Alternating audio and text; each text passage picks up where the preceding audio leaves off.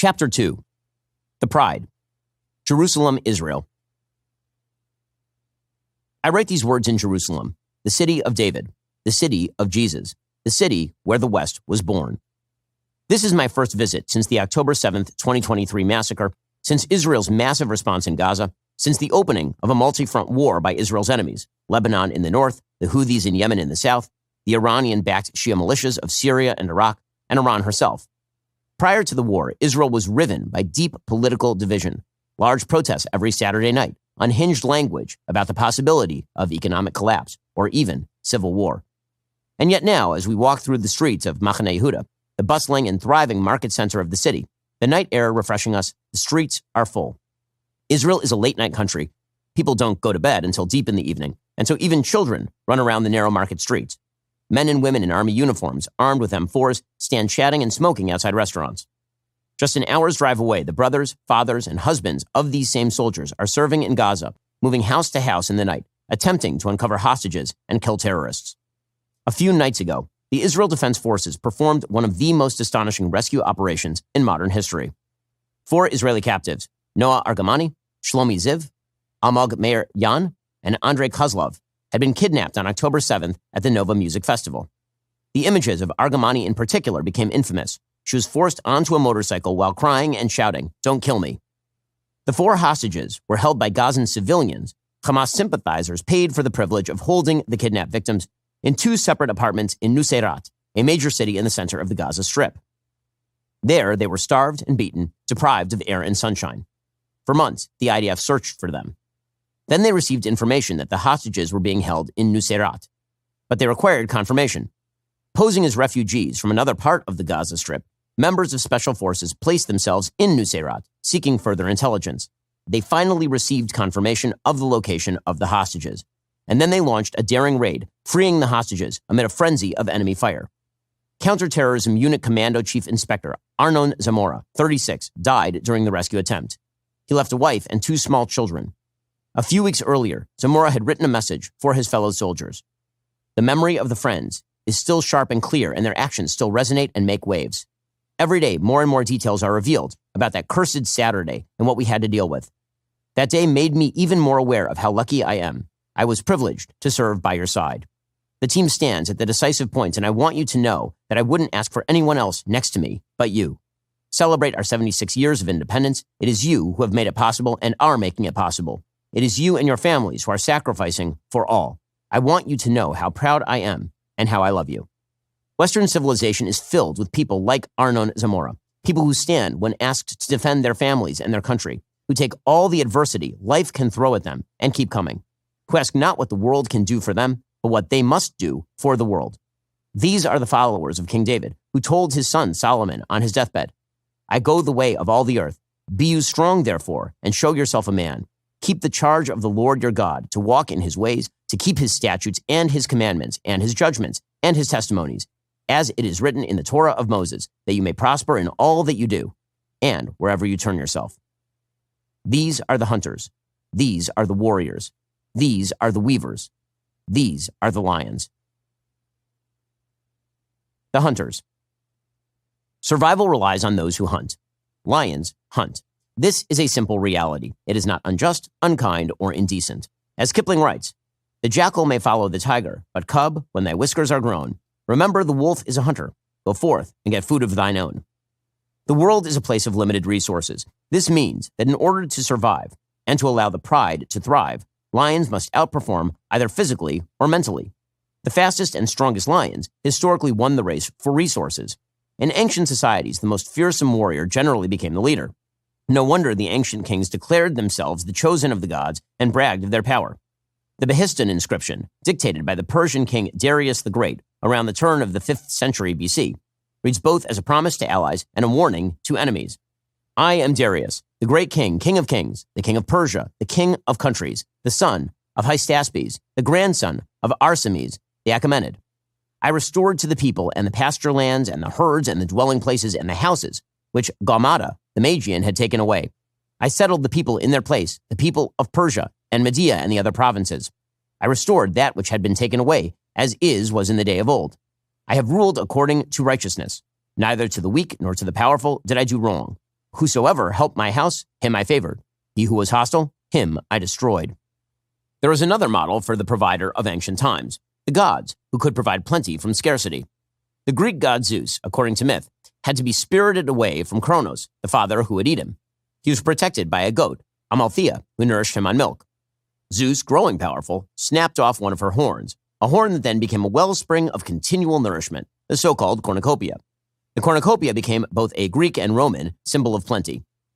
But there was no true cornucopia in ancient times. Human beings could not stretch beyond the limitations of geographic reach, of primitive technology, of the expansive cost of time. In today's world, however, the cornucopia is real. That is thanks to innovation and innovators. Pure physical might, the ability to raise a roving band or to amass laborers to work the fields, is no longer the main attribute of the hunter. The hunter no longer wanders the physical savannas in search of sustenance for the pride. Today, hunters are innovators. The ancients would have called innovation magic. Innovators have stretched the very nature of our world. Because we live amid historic plenty, we forget that the natural state of the world is poverty, not wealth. For nearly all of human history, no one was wealthy, at least not by today's standards. In fact, the richest man in human history was poor by today's standards. The richest man in history was likely Mansa Musa, ruler of the Mali Empire during the 14th century. As the master of a swath of land ranging from modern-day Niger to the western coastline of Africa, he presided over nearly half the world's known gold at the time. Mansa Musa nearly bankrupted Cairo thanks to his vast stockpile of the precious metal. He visited the city while on his way to visit Mecca and distributed so much gold that he radically inflated the currency for a decade. He traveled with a retinue of some 60,000 men, including the royal court, and well over 10,000 slaves, all clad in gold. Mansa Musa owned more gold than anybody who has ever lived. And in pure monetary terms, that gold is worth far more today than it was in 1337. But gold isn't wealth. Wealth is better living. By that standard, Mansa Musa, and everybody else living in 1337, was poor compared to normal citizens today. Mansa Musa died at the age of 57 in 1337. The average citizen of a Western nation can now expect to live at least 2 decades longer, and in many cases, 3. Mansa Musa never sat on a working toilet. Neither did anyone else of the time. Right around the time of Mansa Musa's death, the Black Death was ripping through Europe, killing 1/3 of the population. Mansa Musa took 2 years to travel from his empire to Mecca. Today, one could make the flight in 6 hours. Mansa Musa would have had to have waited months or years to hear replies to his correspondence. Today, the poorest citizens of the world have a magical device that allows them to talk to anyone else on the planet with the press of a button. Mansa Musa was certainly richer than anyone else of his time, but he lived in a non-wealthy world, which meant that he lived a life of relative privation, a world of horrific sights and smells, of infant mortality and illiteracy, of discomfort and disease. Yes, he owned a lot of a particular type of non-rusting yellow metal, but that doesn't make you wealthy. The only thing that makes you wealthy are the goods, products, and services available to you. Put the richest man in the world on a desert island without access to the rest of the world, and he'd be as poor as a church mouse. So, what changed things? Innovators. All the materials we currently use in all our technology have existed on Earth before mankind. But it took innovators to turn those materials into things worth having. Take, for example, sand.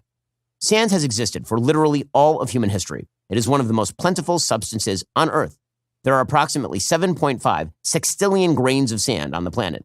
Sand was, for nearly all of human history, not only useless, but annoying. It got between your toes, damaged your home, and generally made itself a nuisance. Today, sand is one of the most important stores of value on the planet. The silicon dioxide in sand is processed in order to make silicon. Then it is processed again and again and again. The silicon is processed until it is 99.9999% pure. It is then poured to create ingots, which are then sliced into infinitesimally thin wafers. Those wafers are then polished, sent to a semiconductor fabrication plant, and become the basis for microprocessors in all of our advanced technology. So, what changed? Not the sand. Innovation over time. Everything we take for granted is the product of human ideas building on one another in organic fashion over the course of centuries. We take for granted the fact that sludge that seeps out of the ground now powers nearly all of our economy. We know that oil is valuable now, but for centuries, petroleum was used as adhesive for patching roofs. What changed? Innovation. Lions innovate. Innovation is a form of creative problem solving, and lions, first and foremost, solve problems. Lions do not withdraw from situations they find unpleasant, nor do they respond with volatility to problems. When faced with difficulty, their first response isn't flight, it's fight. Problems, in the view of the lions, are merely obstacles that have not yet been surmounted. Problems are not threats to identity. They are not challenges to the very structure of the world itself. Problems are inevitabilities to the lions. As Marcus Aurelius writes, "Is your cucumber bitter? Throw it away.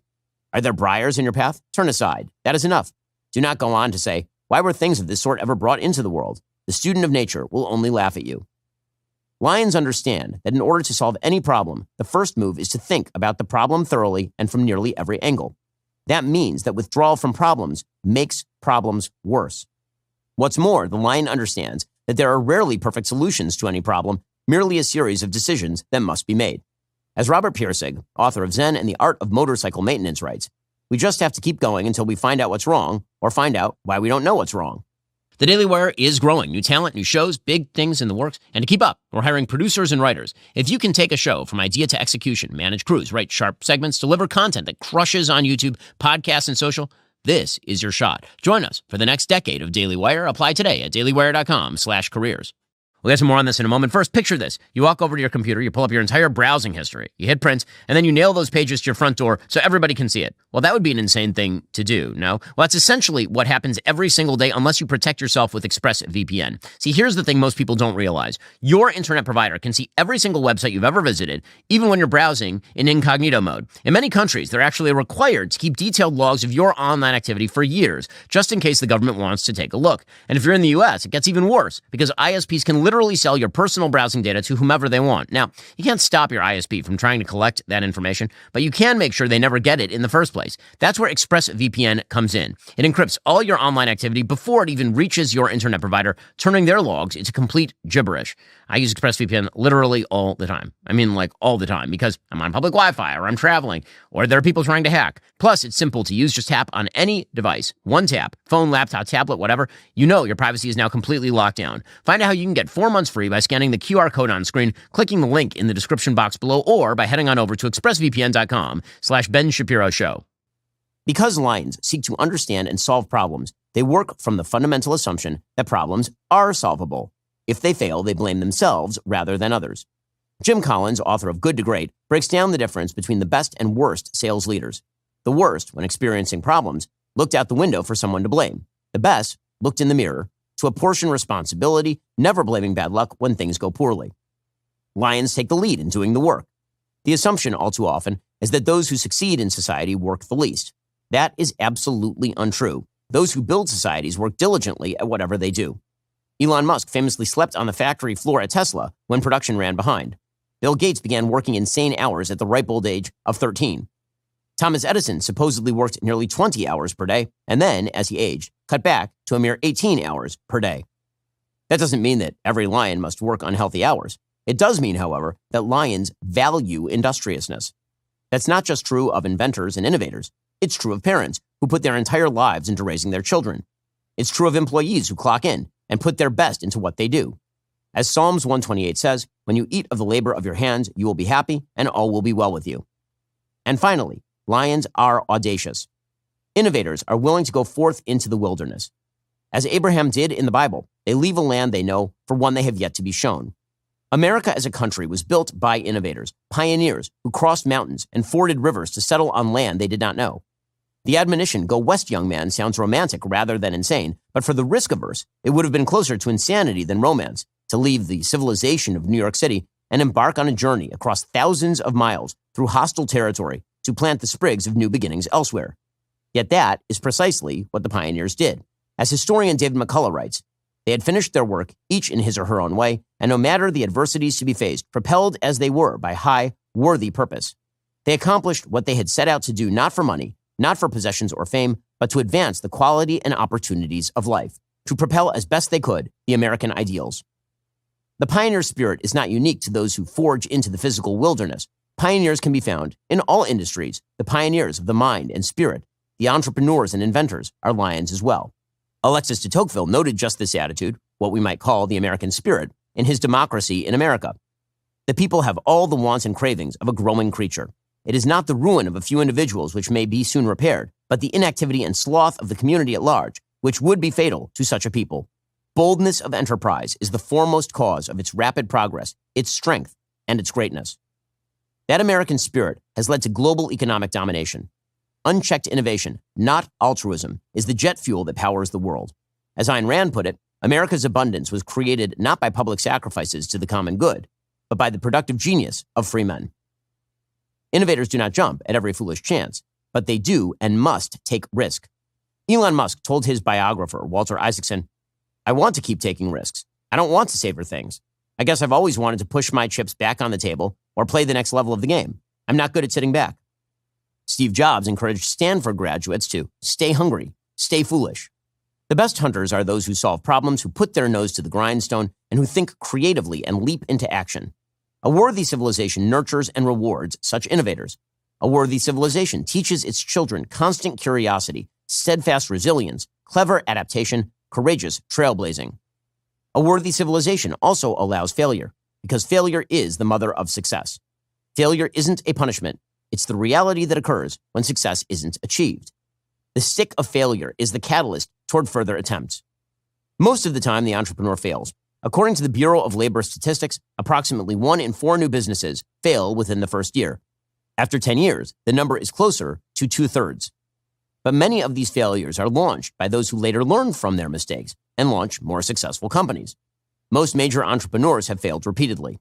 Henry Ford famously launched 2 automobile companies that failed before launching Ford Motor Company, leading him to supposedly quip, "Failure is simply the opportunity to begin again, this time more intelligently." Before my business partners and I launched the DailyWire, we attempted several businesses. One was called Truth Revolt, and it was a political website associated with a mid-sized conservative nonprofit. I was the editor of the website, and my business partner, Jeremy Boring, was the managing editor. Jeremy, being an entrepreneurial sort, began to do research into how we could maximize our traffic. He discovered that certain social media, particularly Facebook at that time, were tremendous engines for growth. His proposal was simple. If we spent money marketing our material on Facebook, we would be able to then send traffic to our website, generating advertising and subscription revenue. This seemed to be quite a brilliant insight, so Jeremy and I were excited to present his plan to the board of that nonprofit. Unfortunately, the board of the nonprofit was largely composed of elderly people who didn't seem to understand the internet.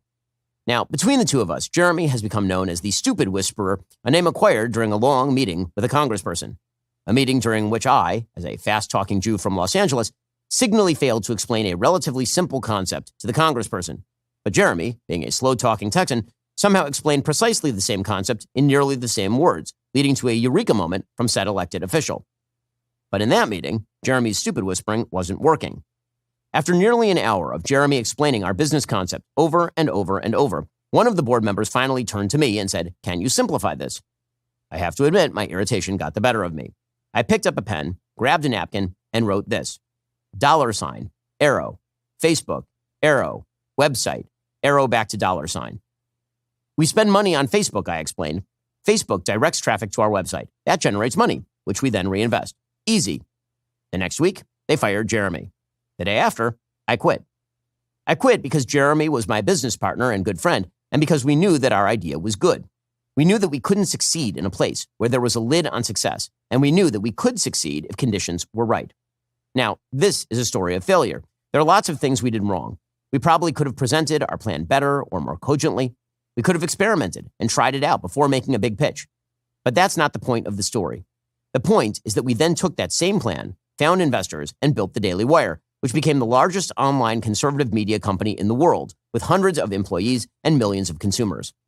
The harshness of failure breeds success for those who keep trying. If we had been placed sympathetically on the government dole, paid not to work, subsidized to abandon our idea, our business never would have been born. Hundreds of employees would never have drawn a salary from us. Now, we could just as easily have failed again, and we would have learned from our failures. But the lesson is clear. Hunters can only improve themselves and the pride by entering the crucible of risk and reward. A worthy civilization raises hunters. The warriors. The pride cannot survive merely thanks to the innovators. That which is created must be protected. No successful civilization can be built without those willing to stand atop the gates challenging its enemies. Those who seek to harm the pride must be destroyed or at least credibly threatened with destruction. Lions, therefore, are warriors. Now, all cultures have warriors, and as we'll see, scavengers have their own brand of violence.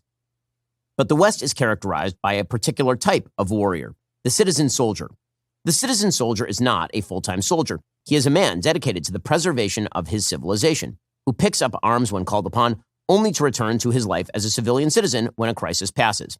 And in battle, the citizen soldier defeats the scavenger on a consistent basis. Western ways of war, as historian Victor Davis Hanson points out, have made Europeans the most deadly soldiers in the history of civilization. Why precisely should that be the case? Hanson says that the formal and often legal recognition of a person's sovereign sphere of individual action, social, political, and cultural, is a uniquely Western concept.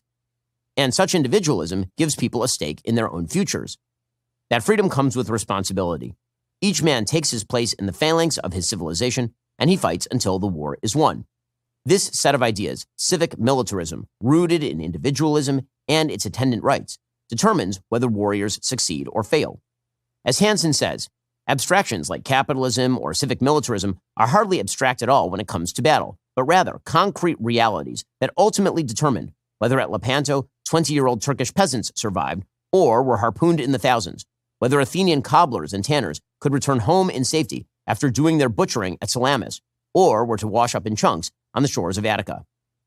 The language of civic militarism rings throughout Western history.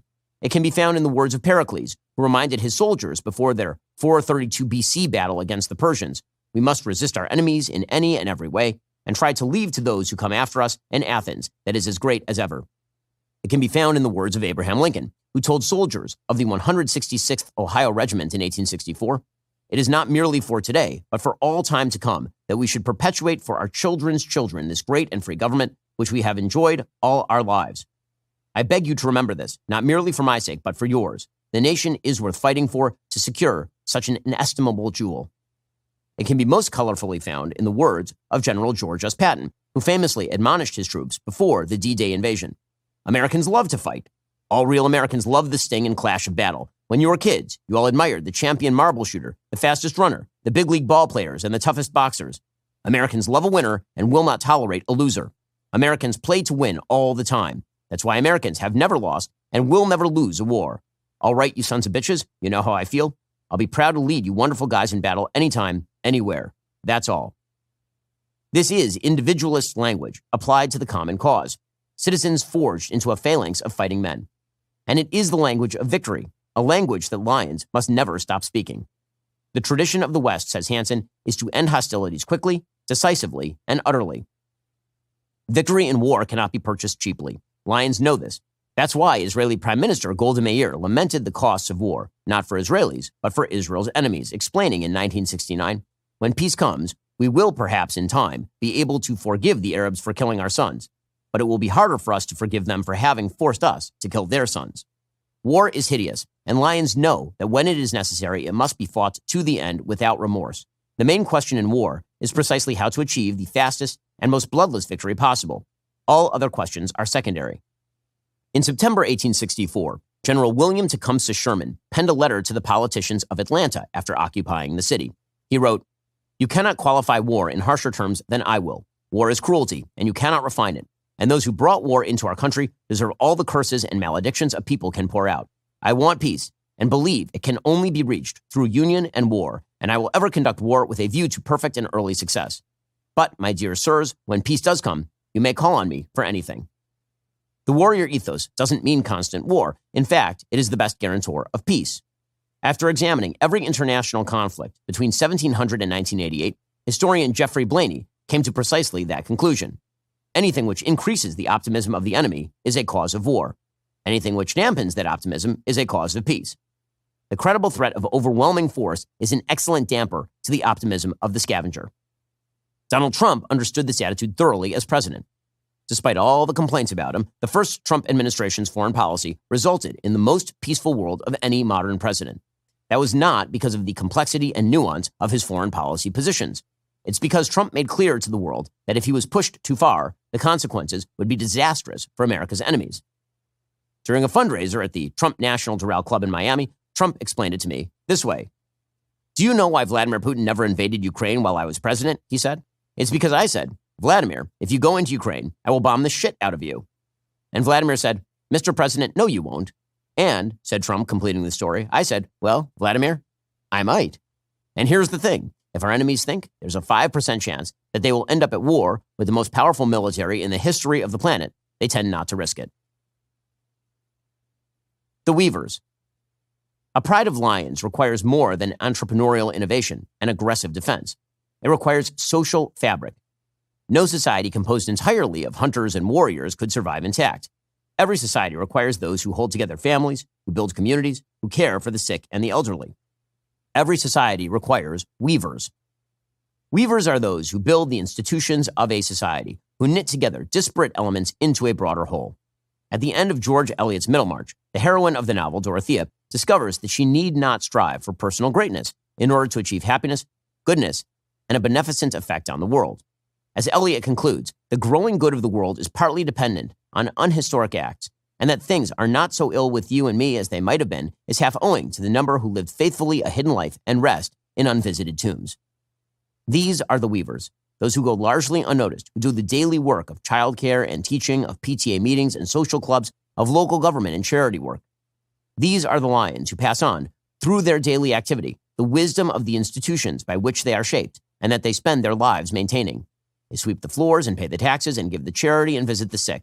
They rarely receive full-page obituaries in the major newspapers, but at their funerals, members of the pride testify to their self-sacrifice, their generosity, their goodness.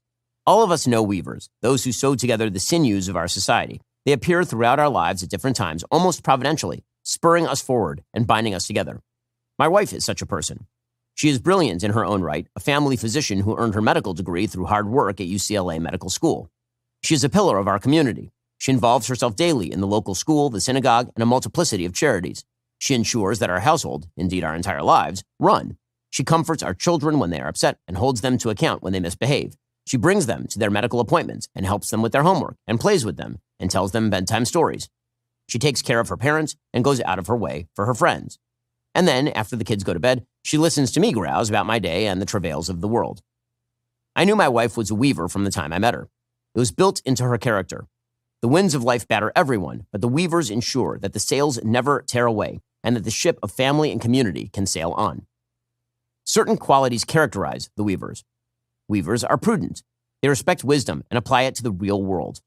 They are often the people whom others go to for advice. Because their focus is constantly on maintaining and fixing institutions, the institutions that serve as the foundation for both hunters and warriors, they inherently embody a certain prudence. They are prudent because they know that change is difficult, and radical change tears the social fabric, no matter how positive the intentions. This is why religious leaders often find themselves in the role of weaver. They are representatives of ancient wisdom, defenders of a centuries-old legacy. There's a reason Catholics consider prudence the first of the cardinal virtues. As St. Thomas Aquinas writes in Summa Theologica, prudence is right reason applied to action, the application of eternal principles to matters at hand. As Jesus states in the book of Matthew, everyone who hears these words of mine and puts them into practice is like a wise man who built his house on the rock. The rain came down, the streams rose, and the winds blew and beat against that house. Yet it did not fall, because it had its foundation on the rock. Weavers protect the rock. To the weavers, new threads may be added to the tapestry of community, but such an art must be applied with tremendous care. As philosopher Russell Kirk writes, the body social is a kind of spiritual corporation comparable to the church. It may even be called a community of souls. Human society is no machine to be treated mechanically. The continuity, the lifeblood of a society must not be interrupted. Burke's reminder of the necessity for prudent change is in the mind of the conservative, but necessary change, conservatives argue, ought to be gradual and discriminatory, never unfixing old interests at once. Weavers are also merciful. If prudence demands the application of justice, mercy demands that justice be balanced with forgiveness. God promises Adam that if he eats of the tree of knowledge, he will surely die. Yet God doesn't slay Adam after Adam sins. Instead, God applies mercy. He clothes Adam, shielding him from his own shame and nakedness. Society would cease to exist were justice its only rule. Forgiveness and empathy are the only way any societal institution can exist. There is strength in forgiveness and in empathy. Only lions can forgive. In the Jewish Yom Kippur prayers, the so-called 13 attributes of God are repeated by the congregation. Those 13 attributes can be found in Exodus 34, when God forgives the Jews for the sin of the golden calf. God passes before Moses and describes himself. the Lord, the compassionate and gracious God, slow to anger, abounding in love and faithfulness, maintaining love to thousands, and forgiving wickedness, rebellion, and sin. According to the Talmud, repentance was created before the world was created. Without repentance, without God's recognition that man would have to be forgiven, man could not have survived God's justice. Mercy is a divine virtue. In the words of Portia in Shakespeare's The Merchant of Venice, rebutting Shylock's plea for strict by-the-letter justice, the quality of mercy is not strained. It droppeth as the gentle rain from heaven upon the place beneath. It is twice blessed. It blesseth him that gives and him that takes. 'Tis mightiest in the mightiest. It becomes the throned monarch better than his crown. His scepter shows the force of temporal power, the attribute to awe and majesty wherein doth sit the dread and fear of kings. But mercy is above this sceptered sway. It is enthroned in the hearts of kings. It is an attribute to God himself. And earthly power doth then show likest God's when mercy seasons justice. It is no coincidence that throughout Western literature, the qualities of prudence and empathy have been associated with women. Prudence was frequently depicted in the Renaissance period as Prudentia, a woman holding a mirror, a gateway to introspection and knowledge, and a snake, a reference to the book of Matthew's admonition to be wise as serpents. The term for mercy in Hebrew, rachamim, is the plural form of the noun rachum, which literally means womb. God's love for us, as evidenced by his mercy, is even greater than that of a mother for her child, as it states in Isaiah. Can a woman forget her baby or disown the child of her womb? Though she might forget, I never could forget you. In Proverbs, the woman of valor is praised beyond all measure. Her mouth is full of wisdom, her tongue with kindly teaching. She oversees the activities of her household and never eats the bread of idleness. Grace is deceptive. Beauty is illusory. It is for her fear of the Lord that a woman is to be praised. The supposedly stereotypical association between prudence, mercy, and femininity is grounded in biological reality. By available data, women tend to feel and show more empathy than men. They are also, on average, more risk-averse and cautious.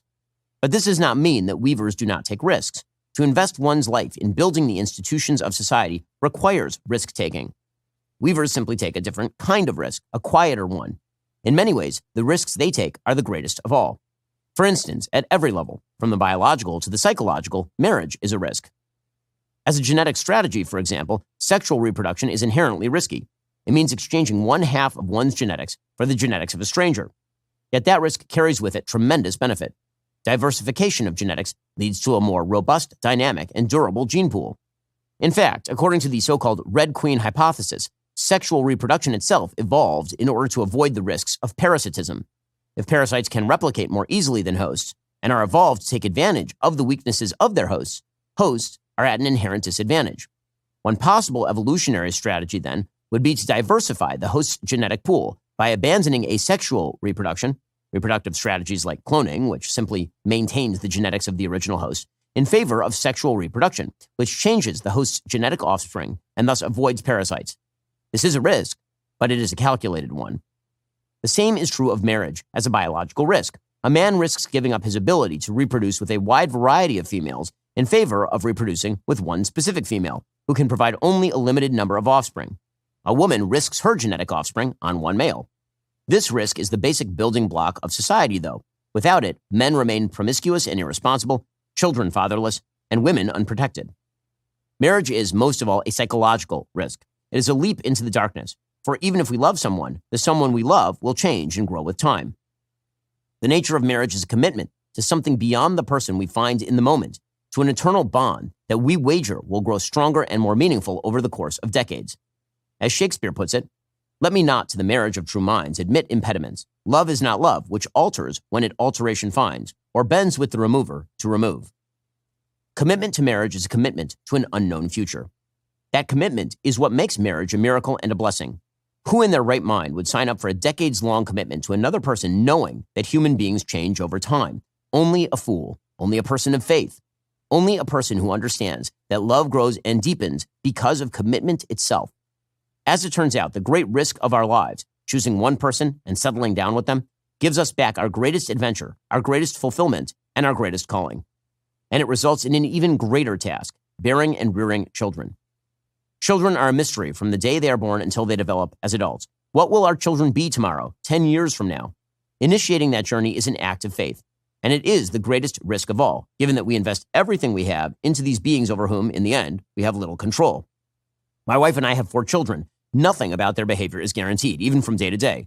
Who will they be a decade from now? 2. We have no idea. Yet we pour ourselves into our children, our love, our determination, our values, hoping that they will be the kind of people who better mankind. Without taking such risks, mankind would fail by definition. Being a weaver doesn't make a person weak. It makes a person strong, fully created in the image of God, with the power to build entire civilizations. Weavers hold families, communities, and societies together. In the words of the book of Ezekiel describing the kingdom of David, what a lioness was your mother among the lions, crouching among the great beasts, she reared her cubs. 2 years ago, my wife and I had our 4th child. He was, as all children are, a squalling, ravenously hungry little creature. Children at birth aren't truly cute yet. As any visitor to a new mother will tell you, babies fresh from the womb are too vulnerable and scrawny to be adorable. They're red, they're tiny, and they spend most of the day either sleeping, nursing, or pooping. Children are not inherently good either. That assertion of inherent goodness, propagated mainly by those who have never met a child, is a total lie. Children lie, they are selfish, they cheat, and they steal. They have few concerns other than their wants and needs. Children must be civilized. They must become lions.